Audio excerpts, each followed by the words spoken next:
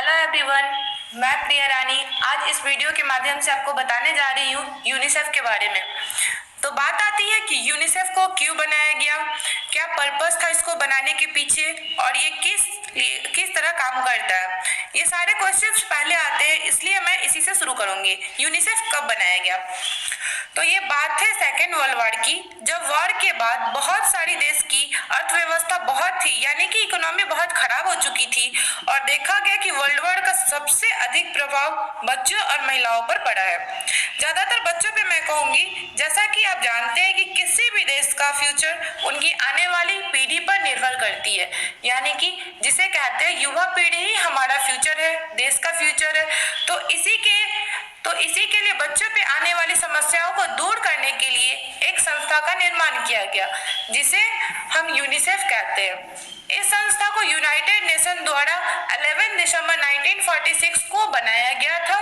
सबसे पहले यूनिसेफ का पूरा नाम क्या है ये जान लेते हैं।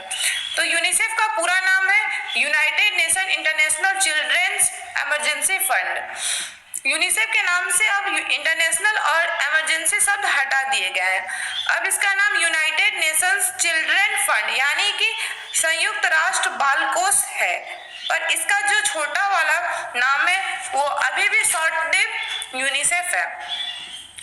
पोलैंड के जो साइंटिस्ट है उनका नाम था लुडविग एस रहमानी। उन्होंने यूनिसेफ का गठन किया, यानी कि निर्माण किया था। बहुत ही मेजर रोल प्ले किया था उन्होंने इसको बनाने में। मैं बता दूं, वर्तमान में प्रेजेंट में यूनिसेफ की जो हेड है वो हर्निटा एच4।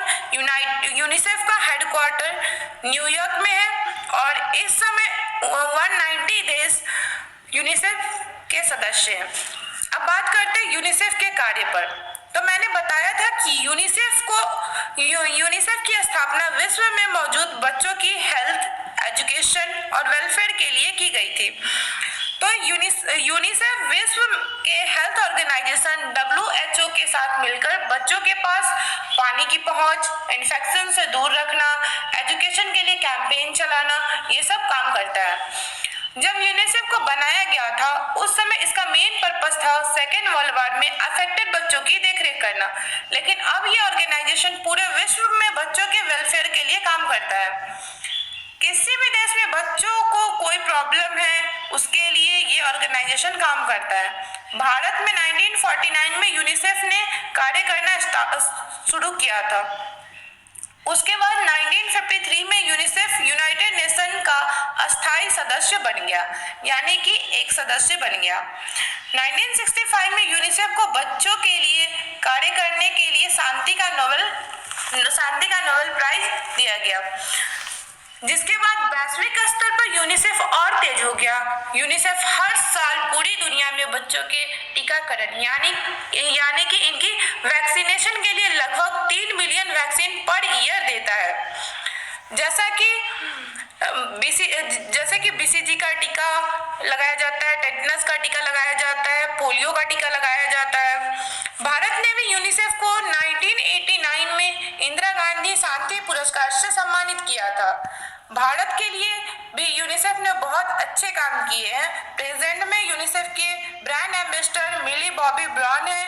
अगर मैं इंडियन ब्रांड एम्बेसडर की बात करूं तो 2005 में अमिताभ बच्चन, 2013 में सचिन तेंदुलकर और 2016 में प्रियंका चोपड़ा भी रह चुकी है।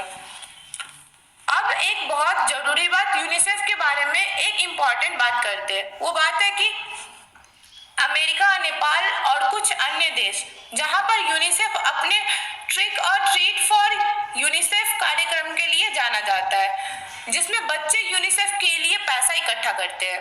एक्चुअली हुआ क्या, 1950 के बाद फिलाडेल्फिया पेंसिल्वेनिया में बच्चों के लिए एक ग्रुप ने द्वितीय विश्व युद्ध के बाद हैलोवीन में $17 उन बच्चों ने दान में दिए। हैलोवीन अमेरिका का एक फेस्टिवल है, तो उसमें $17 उन बच्चों ने दान में दिए। तभी से नॉर्थ अमेरिका में ट्रिक और ट्रीट यूनिसेफ बॉक्स दान में देने के लिए एक परंपरा बन गया। 2012 तक यूनिसेफ जो अभियान है, जो कैंपेन है, इसके लिए ट्रिक और ट्रीट ने लगभग $167 मिलियन से भी अधिक धनराशि जुटाई।